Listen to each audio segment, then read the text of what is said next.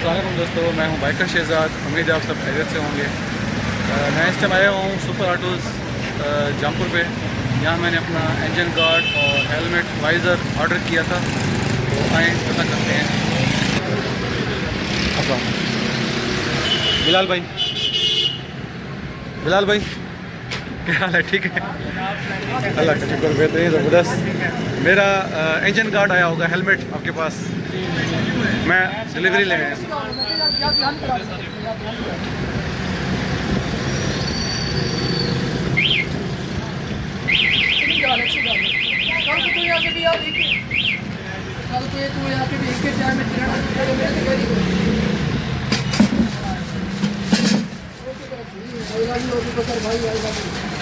ये जी स्पेशल बना हुआ है हमारा इंजन गार्ड CB150 के लिए, और साथ में ये हेलमेट वाइज़र है न्यू।